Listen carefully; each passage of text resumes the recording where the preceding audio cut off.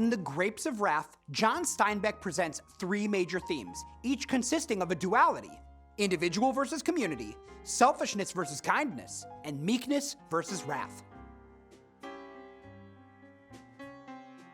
Individual versus community is the most important theme in the novel. Tom Joad embodies individualism. He's an outsider in society, a person just released from prison who focuses on his own business and no one else's. And many other characters are also shown as individuals who do not concern themselves with the problems of others.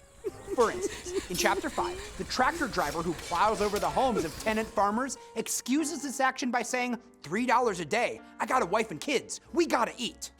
So for some of these individuals, personal or family necessity drives them to act in ways that hurt others.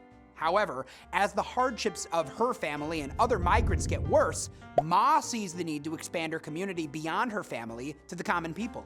And also, Jim Casey exemplifies the notion of the human community.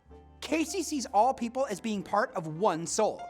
This relates to the idea of the oversoul, a concept discussed by transcendentalist author Ralph Waldo Emerson that asserts that a universal spirit unites all living things. When people join together for the common good, they have the strength to overcome oppression. Eventually, Tom understands and accepts these ideas and changes from an individualist to a person committed to serving the community. Selfishness versus kindness is a perpetual battle of a theme.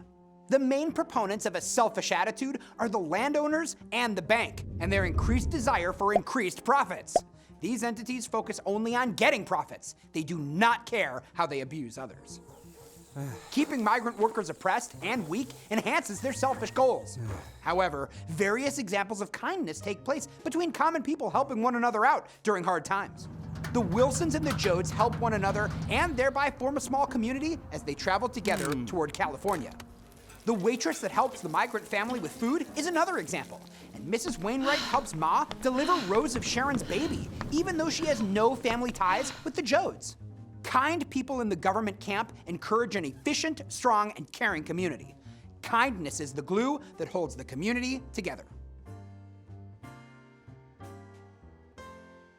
Finally, there's meekness versus wrath.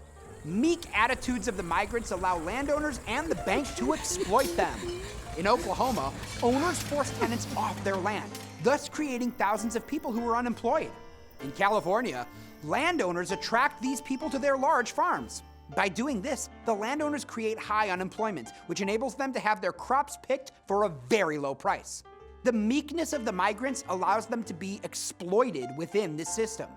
Yet migrants can rebel against this system by using their anger or wrath.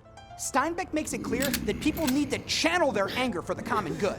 Because the migrants are oppressed, wrath builds in their souls. Chapter 25 ends with the line, "In the souls of the people, the grapes of wrath are filling and growing."